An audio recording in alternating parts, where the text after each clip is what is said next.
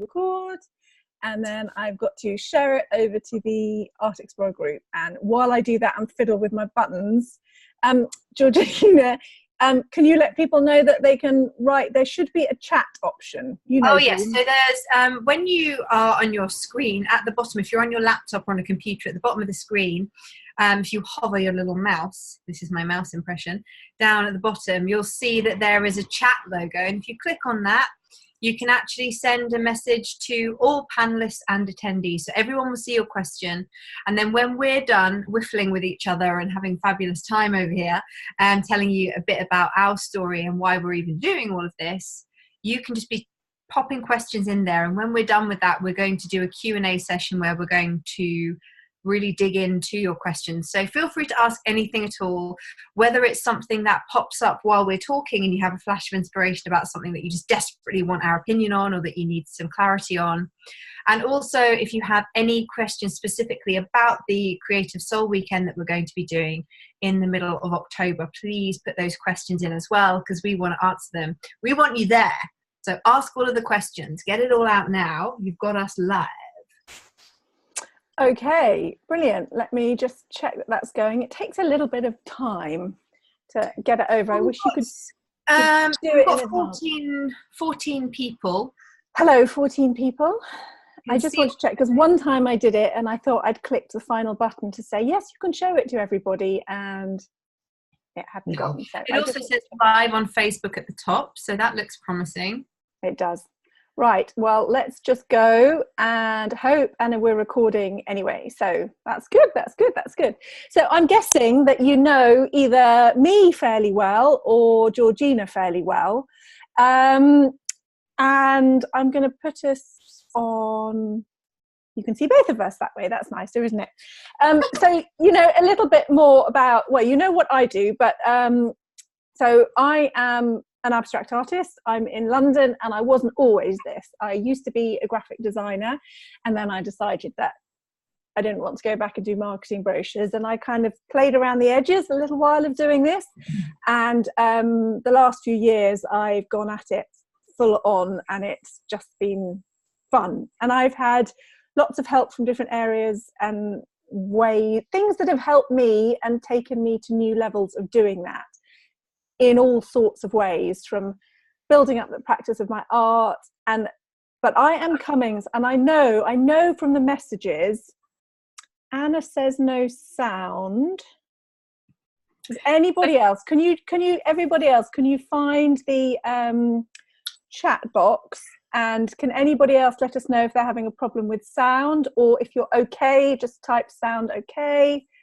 Also on Facebook, do you want me to have a look on Facebook and see if I can... Carol says sound is good. Sound okay. Hey, Anna, I suggest maybe you quit out and then click the link, and you should be able to come back in again. That should be absolutely fine. And check that you haven't got your thing on mute. What was I saying? Yeah, I was saying that I know that sometimes when I post things that say I've messed stuff up or this didn't go according to plan, I get comments back of people saying, you always seem to have it all together. And let me tell you, I don't always have it together at all. But, I mean, what does that even mean? What does that even mean? You have it all together. It's like, who has it all together in this world? I think it just means that it kind of gives the impression that everything is straightforward, perhaps. And I think I'd try quite hard to balance that with a feeling of, actually, this isn't always straightforward, and it doesn't always go to plan, and like, this is a mess at the moment, and I don't like the way it's going, and you know, things don't always work as we expect them to. But I think the real difference in my mindset was, I had a moment one day that I realized that things weren't going to work if I stopped doing things, you know. So the end of the story is only when you stop and give up. So yeah, there's more questions. Sorry, Anna, you've got your hand up. Has it gone down again? Maybe you're just pressing buttons and having fun. Okay. Woohoo, she's doing a little Mexican wave. So from your point of view, Georgina, I mean, you work as an EFT practitioner, and more than that. So how does EFT fit in with what you do? Because I can imagine that there are some people here, actually this would be interesting to know too. Can you type yes if you know EFT or if you've done it before, and just a big question mark if you have no idea what EFT is, because I think that would really, really help us know.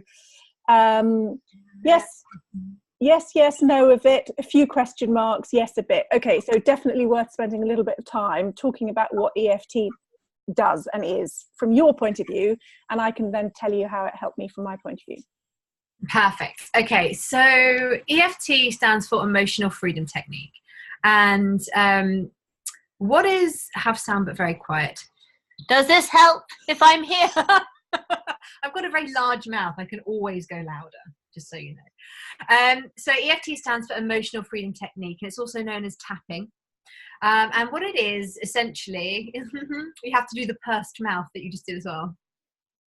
It's very important. But when you're doing EFT, you're basically tapping through the end of meridian lines. So you're tapping on meridian points. When I train EFT, one of the things that I use to describe it is that it's like all the best bits of Eastern medicine mixed with Western psychotherapy. So it's kind of a merge of the two. When I use EFT... Which, by the way, doesn't mean that you have to be a nutter for it to work. No. Although if you are, it works anyway. We're all nutters. You're all artists. Come on. If there's anyone who doesn't think they're a bit crazy here, then I don't think they should be here. But everyone's got something that they feel is like, well, that's not quite right, or they're a bit embarrassed of, or they're anxious about. Everyone has worries and stresses, and EFT is the perfect thing to use, whether it's with a practitioner or just on your own. We all have issues. Yes, Julia, we all do. If we didn't, we'd have grown wings and we'd be off and ascended by now. So part of the human experience is having shit going on in your life. Hashtag, there will be some salty language, just so you know. But I'm sure you can all handle it. So when you're tapping on the meridian lines, what you're doing is you're actually... Alice is making a face. Is everything all right? Oh, Alice, are you okay? I am. I went over to Facebook to check comments, and all of a sudden the sound came out. So keep going. We're good. So when you're tapping on the meridian points, the thing that's actually happening physically, physiologically in your body is that it is reducing the amount of cortisol in the bloodstream. So that's the physical side of what actually happens. It actually reduces the stress hormone. So for those of you who don't know, cortisol is a stress hormone. So the more of it you have in your system, like if someone drinks a lot of coffee, then when they first have coffee, they'll be like, and then when they have like 5 cups a day and that's just what they normally have, it feels normal to them to operate at that level. And that's what stress is like. So a lot of people don't even realize that that they are suffering from stress or anxiety until you do some of this work with them, and then they're exhausted. Yeah. And they're like, oh, I feel so tired.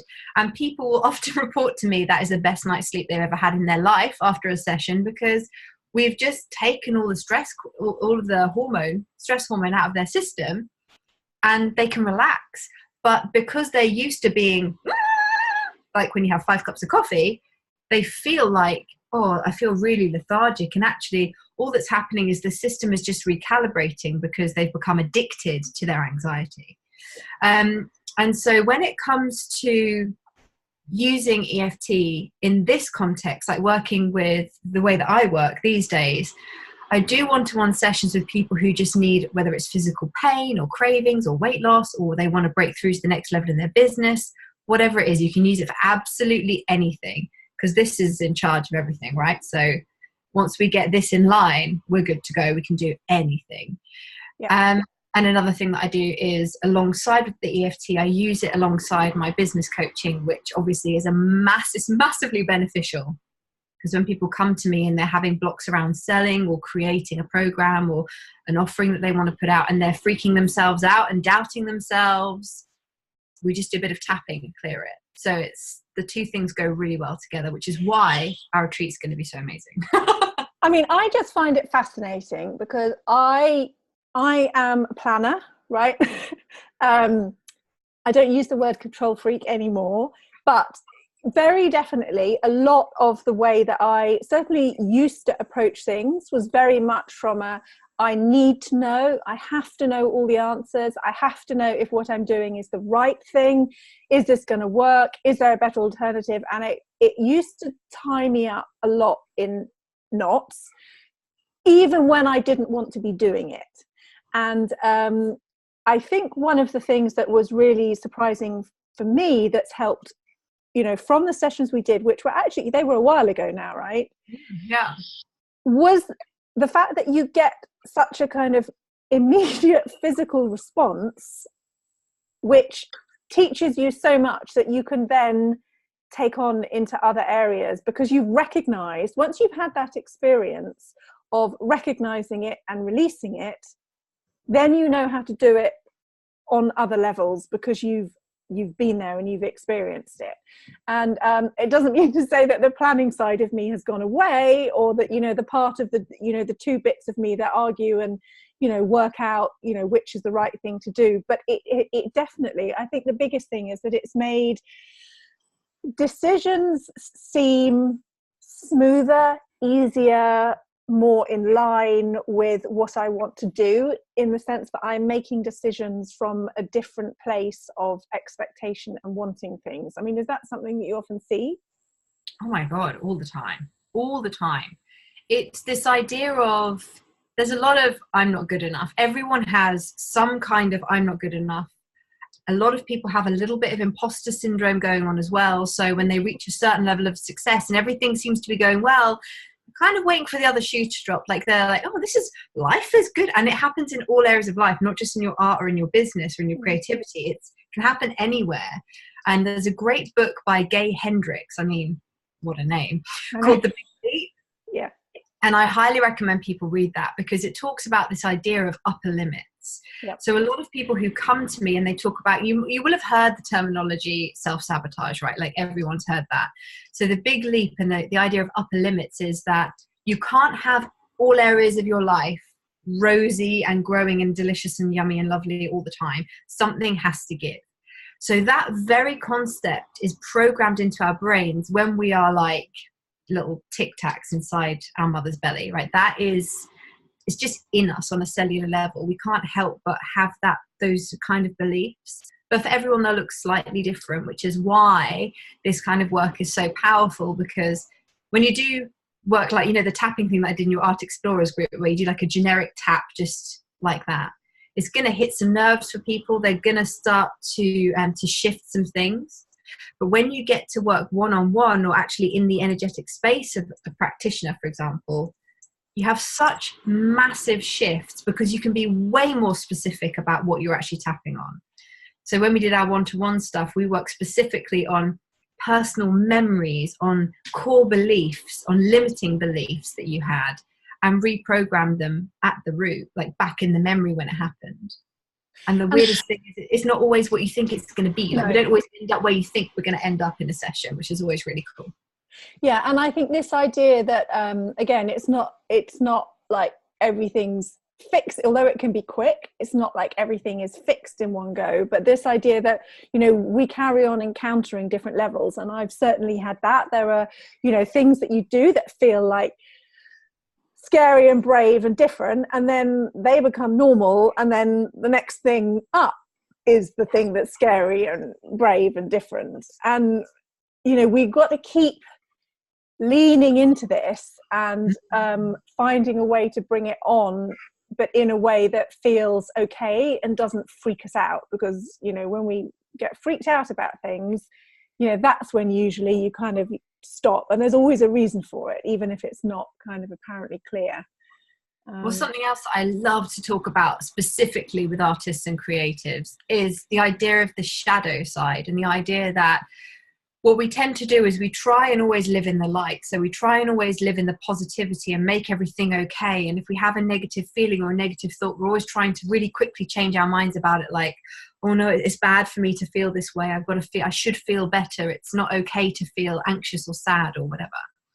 When you work with the shadow, which we do in EFT a lot, and in my coaching work a lot, it's so powerful when you channel that into your creative work. Yeah. using the shadow side and being able to channel that darkness and those thoughts. I mean, when I did contemporary dance and drama back in the day at school, so whether, you know, whatever form of art you're putting out into the world, if you can channel that dark shit into it, you create magic, and it speaks to people. And like, you want to create art, surely. I'm just going to say what I want to create. When I write poetry, when I sing, when I dance, whatever, I want to feel like I've like reached into somebody's soul and grabbed it and gone, this is you, isn't it? Like, I want them to see themselves and feel something when they read my writing or when they see me perform. I don't know if it's the same for you with your artwork. Well, I think it's important to have extremes and to know that you're visiting both sides of it. You know, it's that old yin yang thing, isn't it? That, you know, if it goes too far in one direction without the other, then it becomes unbalanced. You know, we do that in paintings, in visual terms, balancing things out, you know, in design terms. But it's the same in emotional terms. And often it's when we touch on things that are stronger emotions, you know, that's when you look at something and you feel that there's a certain power behind it. And that's often what I'm looking for in work. And I've spoken about this before. When you get to the point of something, you kind of think, yeah, well, you know, it's all very nice, it's a bit wishy-washy, and then you do something that's a bit of a big fuck off move, and then you think, okay, now we're here. And it's only when you're prepared to get to that stage where you go, okay, let's do some big stuff here, that you can reach that. And of course, then when it happens and it feels good, again, that's another thing that's reinforcing that it's less scary. But I do want to say, because I don't want to give everybody there that it's all about kind of looking at gloomy stuff and anxiety and that kind of thing. I think the biggest thing that it's done for me is enable me, because I've let go of a lot of frustration, it's really allowed me to find my fun. Yeah.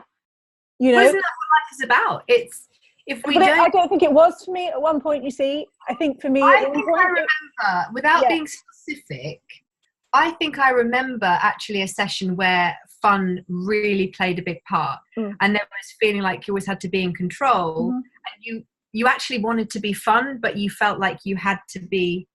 Is that safe to say, like, that is that shifted now? Yep. I mean, I think to the extent that that's something that is now a big guiding principle. I mean, that's how I make this. Am I going to do this? Would it be fun? Yeah. Okay. Let's do it. That makes me so happy. Yay! Oh, the progress. I'm so happy. But it is weird because, you know, up to, you know, I've always been the person who did what they were told. You know, I've always been the person who, you know, apart from, you know, I wasn't ever made sixth form monitor at school, and I'm not saying that rankles still at all, because, you know, why was I not good enough to be chosen? Okay. But, you know, generally, you know, I did my homework, I went to bed on time, you know, I was good, right? And that should be a good thing. You know, we're told all our life that that's a good thing to do. And I think that actually when it came into doing this and feeling like I knew that I wanted, and I didn't even know what it was that I wanted. But I just knew that I wanted more from my work that was going to be satisfying for me, and that also at the end of the day that was going to be something that other people would relate to. So it's not a kind of, it feels like it could be very self-obsessive. Do you know what I mean? In a totally egotistical kind of way. Talk to us about the ego. Okay, how long have you got? Buckle up, kids, make yourself a hot cocoa, we're going in. For me, really, I talk about the ego a little bit, but actually the ego is kind of, it's okay, like it gets a bad rap, you know? Okay. It just wants to keep us safe. At the end of the day, the ego is just trying to keep us safe. So I like to think about it in terms of the conscious mind and the subconscious or the unconscious mind. And we think that the conscious mind, the ego, is running the show. We're like, yep, I know what I want, and I'm going to go and get it. And then we try to get it, and the subconscious goes, fuck off. You know, you don't want that, really. That's scary. I've got to keep you safe. And so what you'll find is where even when you're in a position like for you guys, when you feel like making those bold moves and saying, right, fuck it, I'm just going to do this. I'm going to make this move on this piece of artwork. I'm going to go bigger. I'm going to make it more bold with color, whatever it is. And then there's something that just, that resistance, like I can, for me, like when I tune into it, I feel like in this area here, like in the heart area. And it's almost like this resistance, or the only way I can describe it. You always feel like something is energetically holding you back from doing it. And when you were saying like don't want to make it all about the anxiety and stuff, what I mean by kind of delving into all that stuff, the reason that we do that is because if you shine a light, if you look at the monsters under the bed, they're never as scary as you think they are. So it's only when you try and ignore the resistance and just go, oh, well, maybe that isn't for me. Maybe I'll just stick to playing it safe, and I'll just keep creating artwork that I know is safe, that people are going to buy. That's really important. And it's like, and that's hard. That's really hard. And I think that's one of the things when, you know, you talk about upper limits, that actually it's even harder when you've had success in selling a particular type of work, perhaps, or using particular colors, or, you know, we talk about finding our style or finding your voice, but actually, well, if they're buying that, do I have to keep on making more of that? You know, and that becomes a whole other little trap in itself that we really don't want to get stuck in, because it gets boring then, you know. And I think that tends to happen when you're making it, I don't know if this is the same for you, but with my business, I've always just transitioned into whatever, like I was told, you've got to niche down, find your niche, work with one specific thing and find out your ideal client. How old are they? What kind of magazines do they read? And that to me was just like, I create all sorts of things. I create all sorts, but it all comes from a mindset, spirituality, energy work kind of place.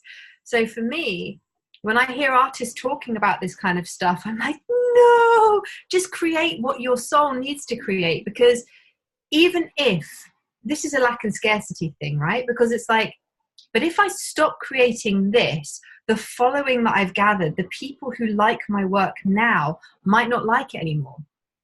That is true. They might not, but other people will. Yeah. So once you start to release the idea that there's only a certain amount of people who are going to buy your work, there's only a certain amount of galleries in the world. There are bajillions of galleries. There are so many people in the world with so many different tastes and perspectives. You can't go wrong. You just can't go wrong. Somebody somewhere, if you keep creating from your soul, somebody out there somewhere is going to resonate with your work. It's as simple as that. And that's just a fact. And actually it gets easier the stronger and more extreme perhaps you make it, because it's less for people, it's a bit less take it or leave it. You know, if you're the more your work becomes undeniably yours, people who like it are going to find it much harder to turn their back and walk away, because they know they're not going to find another one from someone else that looks like the same kind of thing just around the corner. And this is why it's so important to do the thing that I've been talking about this week, which is create before you consume, because it's so easy to see what other people are doing. If you haven't seen that, sorry, I'm really bad at interrupting. If you haven't seen that, I did put a post. So some of you might not be in the Art Explorers group. You might have signed up for that. So Georgina's, you tell everybody what your group is called, or have you got a link ready? Oh, it's called Mindset and Life Transformations. Okay. And it's great. I did it this morning. It's so simple though, isn't it? It's such a simple concept. Yeah, and I was really good because I thought I could actually open up Facebook and see if you've posted a post this morning. And then I thought, well, if I do that, I will have started. So I'm not going to do that. I'm going to do it properly like you told us to yesterday. And I didn't touch Facebook or Instagram until 2:00 this afternoon. Fantastic. Go me. And that's it. We forget that as creators, it's very important for us to, if we really want to be getting our true work into the world, and you don't just want to be making a living selling like print upon print upon print of something that really just feels like you could just bash it out and you're not really bothered about it.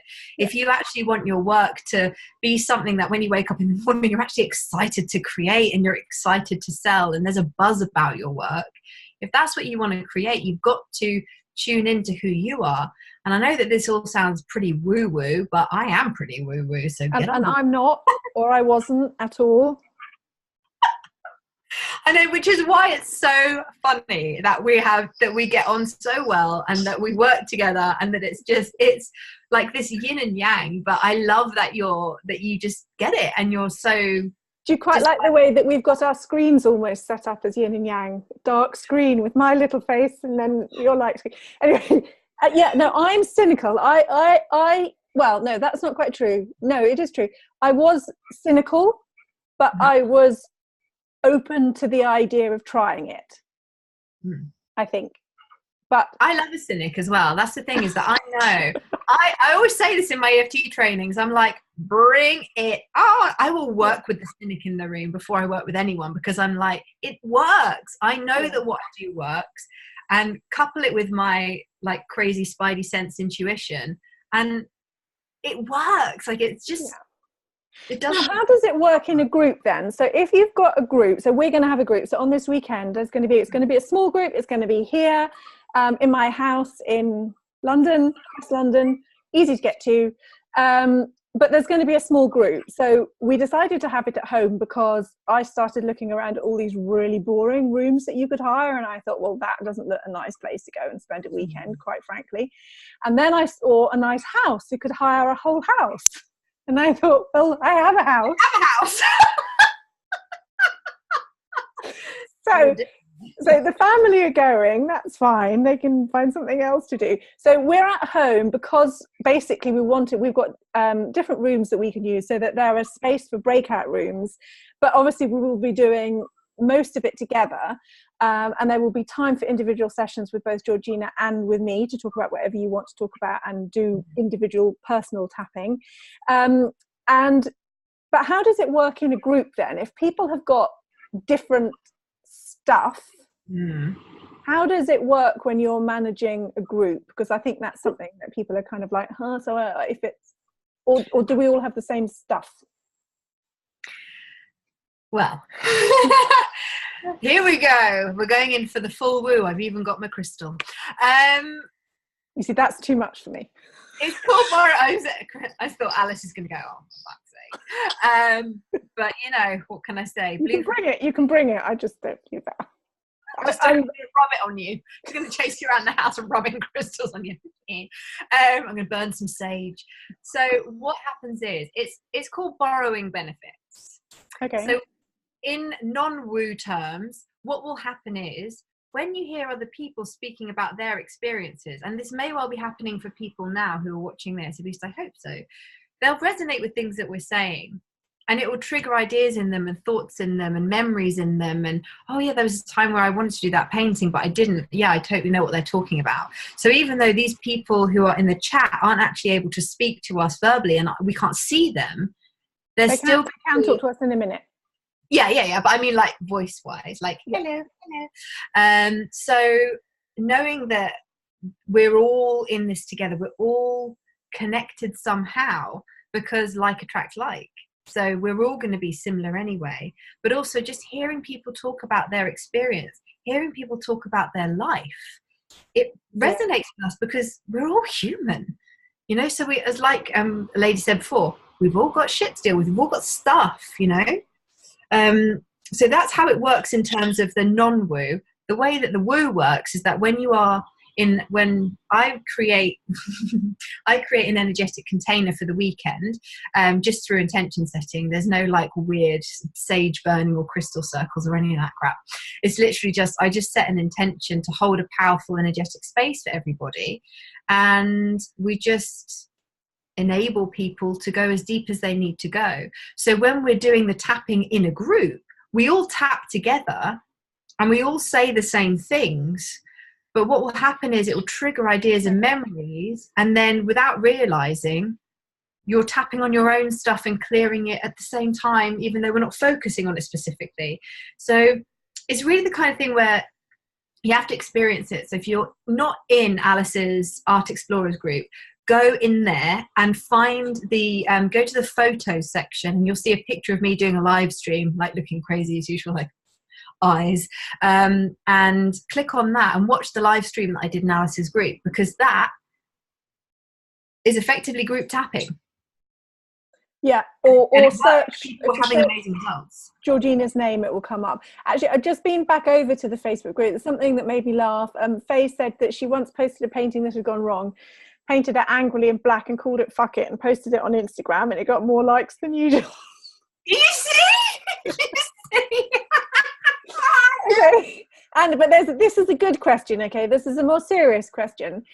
How do you know when you're feeling something is resistance to move forward, or if it's the wrong path for you? For a start, there's no such thing as the wrong path. There is only your path. You can always change your mind. And I think people forget this. When you make a decision, you can change your mind, whether it's artwork or whether, and I think, again, people forget that when you're setting goals, for example, like I've been talking about this week, when you set goals from a place of, this is what I need to happen in my life, and then you get this opportunity come up and you've got a big decision to make, it's about learning to trust your intuition, which is exactly what my 5-day challenge is about. I used to really, really struggle with knowing whether something was resistance or whether it was just like the growth, like, where you're kind of at the edge of the cocoon and you have to, like, you're in the egg and you have to like break through the shell. Sometimes there's a little bit of you have to really just push through it, and that on the other side things are going to be amazing. The reason that the resistance shows up is either to just check in, is this really what I want? A great way to test this is really non-woo, is to flip a coin. And then depending on what the answer is. Because if you say, well, I will take the opportunity or I won't take the opportunity. Okay, well, heads, I won't. You flip it, you get heads, and you're like, oh, damn, I really wanted to do it. So So actually, one of the biggest phrases that I say a lot, and I have started checking myself in the last year, since last summer, I used to say, I don't know. I just don't know. Who else knows? Of course I know. I just don't trust myself to make the decision, or I'm worried I'm going to get it wrong, but you can't get it wrong. You can't get it wrong. Your path is your path. And the more that you start to just make bold decisions and just follow through, and remember, you can always change your mind or change direction and pivot, then things just start to feel so much easier. And remember, again, it's scarcity, because if you don't take one opportunity, it's like, but if I don't take this opportunity, maybe there's no other opportunities in the world for me. Bullshit. Now, I think there's two things about that may or may not be part of this. One is that often, you have this thing, if I don't take this opportunity, it will never come up again. I think, often we talk about creative blocks and things, and I think I have really recognized that sometimes we need to create an empty space for ourselves, or because we get so busy doing all the things that we should be doing, or that we posting and photographing and like working and picking the kids up and cooking. And actually, if you have a creative block, it could be for a very good reason, which is to stop you so that you have got space for something new to come in. And this is, I'll tell you what happened today, which was really interesting. The place that I went away and did a painting week away retreat, somebody messaged me, and they had a video guy there, so I knew it was coming, but I didn't know when the video was coming out. And there was just a little video that they'd put together for their summer school next summer. And it was so lovely watching it again, and it took me back into that place of what it felt like to be away from home, doing something different in a new space with new input. And I think we can stay, and while the answers are within us, sometimes we need other input and other direction to get us out of those creative block periods. So it's a question of creating a void for yourself so that something new can come into it. And that's when the growth comes, I think. And also, here's a really simple technique, like a really, really simple technique, a question, if you will, that will help anyone navigate this situation where you're like, I don't know whether this is fear or whether it's resistance or whether it's a sign from my higher self saying don't or do this thing, is to just ask yourself, the person that you are becoming on this journey, the artist that you are becoming, in 5 years' time, when they look back, will this decision matter? And you can even, if we're going to go a bit woo, because fuck it, I'm woo, own it, all right? Go and have a chat with them. Close your eyes, take a breath. You might feel like a nutter. That's all right. Don't worry about it. Just take a breath, put your hand on your heart, one hand on your belly, and just be like, okay, in 5 years' time, where am I? Is this going to matter? What decision did I make? You know, it's just ask yourself. We forget. We're so busy looking for someone outside of ourselves to give us the answer or tell us, you know, get their approval or their permission to do something. And actually, do you want to do it? And remember what Alice said before. Is it going to be fun? That's a really great way to like litmus test, you know, am I even going to enjoy doing this thing? Am I going to enjoy it if this thing happens to me? You know, or like once I'm on the other side of it, am I going to enjoy it or not? Is it just going to be?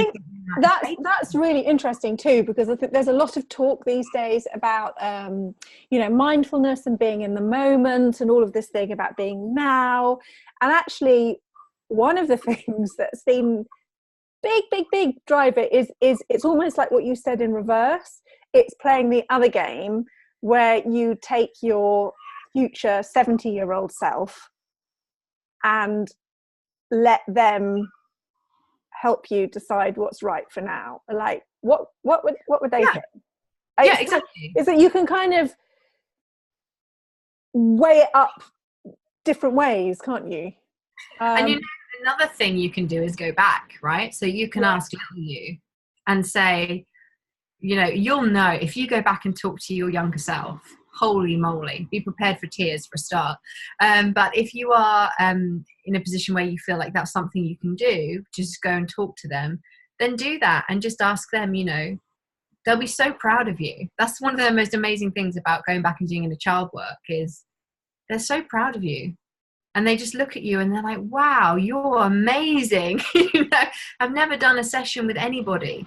And I've done a lot of this work now over the last 5 years. And I've never done a session with anybody where we've gone back and their inner child hasn't, makes me feel a bit tearful, you know, they are always so proud of who you've become. And I think that's just sometimes it's just a really nice thing. It's quite powerful to do that exercise. So we had so one of the people who's going to be with us, who's already joined up, when she kind of said, oh, this is really good, she said, you know, I already do tapping, but I know that it always feels more powerful when you've got somebody else leading it. That because somebody else is often good at seeing the things that we still want to hide from a little bit. Yeah, I always say choose a practitioner or a coach or a therapist that you resonate with, because you know there have been clients I've worked with way back when I started. There were people that maybe came to me that would have results, but you know they were just results. There are the people I work with now, it's just like we do a session and then it's just like life has just shifted, because I'm more clear on what my message is. And so anyone who feels drawn to this retreat and just goes, fuck it, and jumps in and does it, they're doing that because on some level, whether or not they realize, I might trigger the living fuck out of some people in this group, my language alone. And if I trigger you and I make you angry or I make you uncomfortable, you should come. Because very often... I'll look after you, I promise I'll look after you. Very often what happens is when we are triggered by people, it's because we see something of ourselves in them that we either admire or that we don't like or that makes us uncomfortable about ourselves. If someone doesn't resonate, if someone is not a mirror to us, we just we don't care. So if whether I trigger you in a good or a bad way, I would say it's worth you coming on this weekend, because that speaks volumes about how much you're going to learn. And trust me, we'll all love each other by the end of the weekend. That is a guarantee. We've got a couple of comments that have come up. So it's about trusting the process, moving from the inner self and not emphasis on fears. Yes, totally. And agreeing with kind of making space for things to happen and giving yourself space for new experiences. And also that Louisa said, great, that's helped me answer a huge question I've been having for a couple of months. Julia clearly doesn't mind the swearing. So. Julia, get your ass on the retreat. So I tell you, I've got two more questions that came up.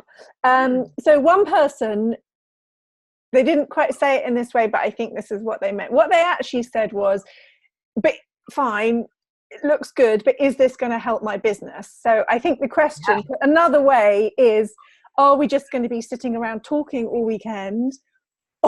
Or what's going to be what are we going to do? Okay, so there's a couple of questions there. Is it going to help my business, and how? And the other thing is, what are we actually going to be doing? Which is slightly harder to answer because we don't have a strict schedule as such, for a very real reason. So first, how's it going to help business from your point of view? It's a resounding yes. Like, yes, all of the yes. A lot of the things we were talking about earlier about, being more true with your own message, about owning, making the art that you really want to make, putting out what you want to put out into the world, getting in alignment with what that really is, and how to get in alignment with that on a daily basis. So that's going to just blow your shit out the water. Just, it's going to blow it wide open, my friends. Also, on top of that, when we do, I don't know what's going to come up on the weekend. I have a sense that maybe some people will want to talk about the money side of things and, the sales side of things and the mindset around that, the confidence, the self-belief to not only ask for the sale, but, to be able to promote yourself in a way that doesn't feel really skeezy and a bit gross and uncomfortable and like, buy my shit. Because no one likes that. Like, your artwork will sell itself if you're energetically behind it. So I'm going to talk to you about how to do that. If you guys want to know that, I'm more than happy to talk to you about that. Another thing that we will be looking at, Alice has obviously got so much experience of how it is to transition into creating different artwork and how to manage, whether you lose clients, whether you gain clients. Are you going to be talking about that on the weekend? I think the biggest thing that I want to do, and this is something at the moment that within the other group, is that when we look to business resources to help us learn that side of the business, so much is formulaic. And we both are. I love strategy so much. It can be helpful, and there can be a time and a place for it. But I think when I was trying to do things that way, it made me fall out of love with what I was doing and drain me. So I've learned loads of stuff and discarded loads of stuff, which was quite a big waste of time, perhaps. So I think from a business point of view, I want to spend time with everybody, helping them work out what is going to be the right way for them, and relieving you of this. You have to do this, you have to do this, you have to do this. On a practical level, we are going to be doing quite a lot of writing. And I think the biggest thing that's going to come out of this is that because there will be a lot of writing, you will have a physical record and reference, which is actually incredibly helpful to go back to. I do this myself now in my studio journals. I'm not a kind of avid every morning journaler, but I do write up in the studio. And it's really, really helpful to go back to it, because particularly with lots of the stuff that we're talking about, we'll be talking about the emotional side of things. And this is what connects with people. So you might find that you actually have a really strong emotional driver in your work that perhaps is different from what you think now. So I thought that my work was about finding calm and space and quiet moments, and because it's yeah, exactly. But I mean, it's kind of what it did for me, but it always just felt like a little bit forced. And now I've realized it's about inquiring and exploring and finding space, perhaps, but not necessarily being quiet and reserved. And that was something that I thought I had to be in order to appeal to people. So I think that it's a small nuance, perhaps, but it's also a big change, and it comes through now in the way I write my newsletters. I think I've just recognised it as a big driver, and it just means that everything is a little bit easier. And in terms of the business side of things, for me, I built my business from the ground up. So I bootstrapped right from the beginning. I had business coach right from the beginning. I had a business coach because I know the value of having a coach. And that's why I ended up becoming one, is because I work with so many bloody coaches. And I've worked with some of the top coaches, like on the tinterwebs. I've paid a ludicrous amount out to coaching over. I don't even want to think about how much money I've spent on coaching over the last couple of years. It makes me sick. But the things that I have learned are, systems. I can help you build a website. I can help you build a mailing list. I can help you do all the Facebook stuff, the stuff that really makes the difference. Even if you've got all of these strategies, which, by the way, you can buy like super cheap courses online that you download that will teach you the ABC, join the dots, okay? So there is literally no point in Alice and I teaching you that, because it would be such a waste of this incredible opportunity to just like pick our brains. What I'm going to be working with you on is all about the mindset, because even if you've got the strategy stuff, are you using it?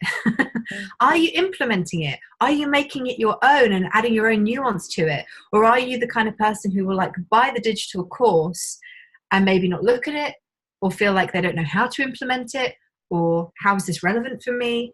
And for me, I want to help you understand. It just becomes another thing to do then, doesn't it? Yeah, and it's really, especially as artists, when you are at the point in your business, which I would love for you all to get to, and when you're at the point where you are making enough money from your art, just from the creating, that you can then hire people to do your website and pay someone to do your newsletter, or whatever the parts of your business that you kind of want to have, but you really don't want to be doing because they just suck the living daylights out of you. Well, then pay someone to do those. And if you're not in a position to do that now, let's get you in that position. Let's get you supporting yourself, making your artwork. Like, that's what I want for everyone on this retreat, is to leave feeling like, boom, not only am I going to be more true in my artistic vision and putting my voice out there, but if you're not already, I mean, some people may very well already be supporting themselves with their artwork. But I just think, if you're not, let's get you to a point where you are. And if you are just supporting yourself and you want to be like making more money and selling more paintings and having more of an impact, let's clear all the crap that's holding you back from doing that, which you probably don't even know is holding you back, because it lives back here in the subconscious. And that's my job. So you don't even need to worry about that. I'm going to get right in there. Oh, brilliant. I think. Can I come to the weekend? It sounds great. Alice is going to be exhausted. I arrive on the Friday and leave on the Monday. This poor woman, her brains are going to be like a scrambled egg by the time I leave. Yeah, so the timing of it is Friday, not Friday, she's coming on Friday, Saturday from 11 o'clock, because some people are traveling. So we thought that would give them longer to travel on Saturday. And as a result, we're going to be going on a little bit later into Saturday. By the time we get to the end of Saturday, we will probably need a little bit of a celebratory drink. Yes! Cake. I'm doing all the food, so it's all going to be homemade. So we have got, when you book, I'll send you links and how you can, where I am and how you can do the travel and that kind of, vote on what roulade we have. We had a vote, because I was watching Bake Off. I was like, I got people on Instagram to vote for which roulade we go for, but maybe you can get to choose. Anyway, roulade is still on the menu because we've got somebody who's not great with gluten, so roulade is still in there. As long as we don't get someone who doesn't like dairy, then we're stuck. I can help with allergies as well, by the way, just so you know. Probably won't do it on the weekend, but... And then on the Sunday, we're going to be starting a little bit more on time, but finishing at around 4 o'clock so that you've got time to travel home. So the other question that came up was like, why is this 2 days? Mm-hmm. Why can we not fit it into 1 day, or can I just book 1 day? When you're there, you'll understand why. But really, Alice actually said this to me. She was like, maybe we'll just start with 1 day. And I was like, no, we're doing 2. There's my self-restricting things coming in there. Yeah, I'm just like, let's do a week. She's like, let's do 2 days to start. Maybe next time we'll do a bit longer. I'm like, okay. Let's go to Bali. Oh, we'll do it in London. All right. I dream big, people. That's all I'm going to say. So the reason that it's 2 days, from my perspective, is that when we do this kind of deep dive mindset work, you're going to go away at the end of the day and feel a bit scrambled and a bit, whew. Yeah. And all of these questions, these thoughts and ideas are going to start pinging up, and you'll be like, I wish I'd asked that.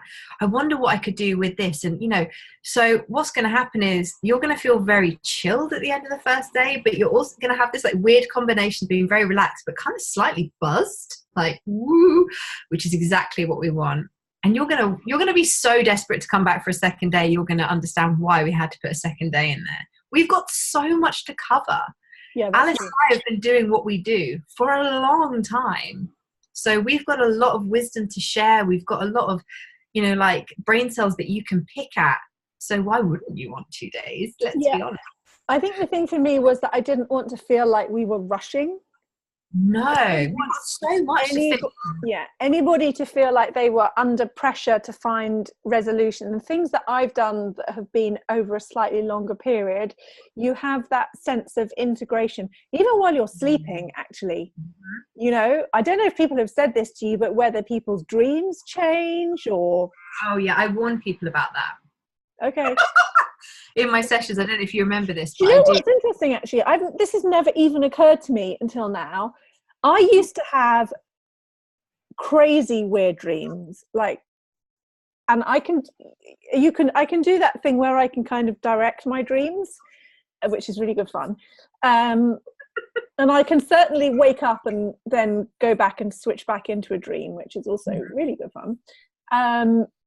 But I haven't had so many odd, crazy dreams in the last couple of years.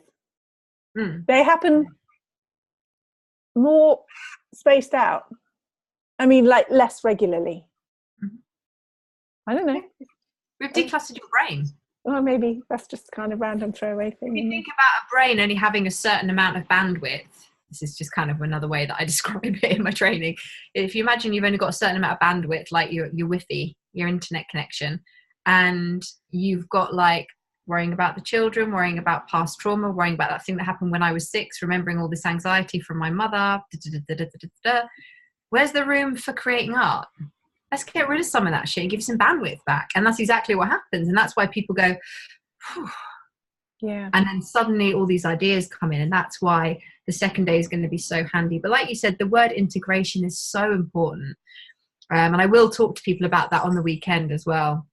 Because what will happen is when we do this kind of deep mindset and energetic work, you do actually need to take some time afterwards to fully integrate the work. And that doesn't necessarily mean what you think it means. It doesn't necessarily So will people be able to go away afterwards and do more themselves? Oh, yeah. Yeah. Okay. After 2 full days. Yeah. You'll be an expert. Don't worry. You'll be amazing at tapping by the end of it. And you'll feel confident with it, which is the main thing. You'll feel like, am I going to break myself if I do this? Yeah. And then by the 2 days, you'll realize it's actually impossible to break yourself with tapping. You're only going to make things better. What? I don't know what I've let myself in for. It was her idea. It was her idea. That moment. Okay. Now look. So amazing. So we should have taken bets, because I said about an hour and she said, no, we won't talk that long. Maybe we'll do it in 20 minutes and then people can talk. And look, we're at an hour. So I don't know if everybody's... We've been checking in as we go. So I'm just going to check the Facebook group. We can see in chats everybody would like to do astral travel and get here from the States. You've still got time to book a flight. You can book. But if anybody... I went to the States last year for a 2-day retreat. I went to New Jersey last year for 2 days. It was amazing. I just think it's that thing of getting outside your normal environment. Yeah. I mean, that's another way of sort of tricking your brain, isn't it, really? Because even the traveling becomes part of it, doesn't it? You know, it's you can sit on the train and read a book. And even as a facilitator, you know, having to get on a plane and then a train to get to you, it makes it feel like this big, exciting event. And it is. It's exactly what it's going to be. I'm so excited because I know how much things are going to change for people. Give her lots of coffee, aren't I? So I'm not sure. You might be able to unmute yourself, people. If anybody wants to come on and ask a question, or if you've got any questions at all, you can type them. But if you want to come and talk and ask us questions, you're very welcome to do that. Or of course you can message each of us afterwards. So you can find Georgina on Facebook, Georgina Noel EF. You Georgina Noel EFT? I'm just Georgina Noel. Okay. And you'll know which one is which because my profile personal is me boxing, and my one for is me doing this. Other time. Mm-hmm.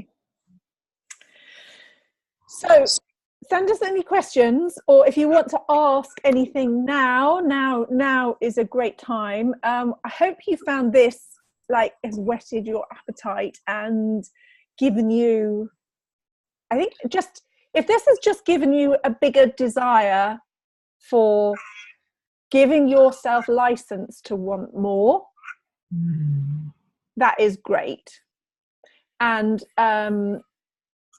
new message, let's see. Even if that means you can kind of go off and find resources yourself. So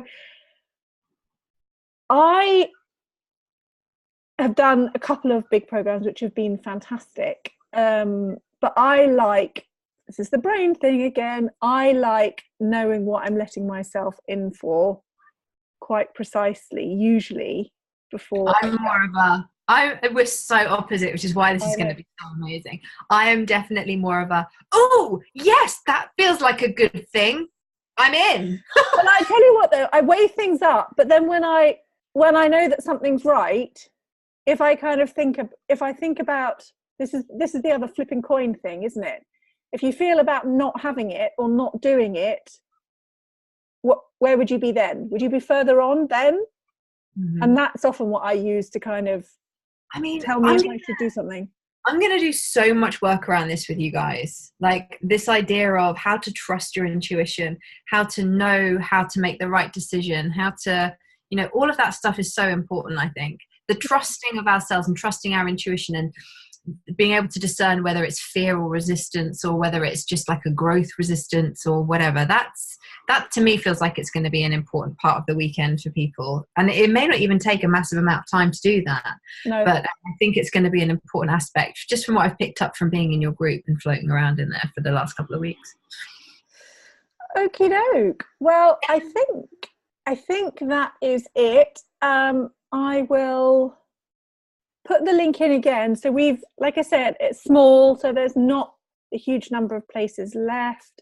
I know some of you might wait until the last minute, but I wouldn't want you to miss it if you kind of went, I should have made my mind up yesterday, and then I kind of went, sorry, it's full, because, it is going to get, there is a limit. It's not a pretend limit. There is a real limit. There is a real limit. The house is anything else. I'm cooking, so there is a real limit.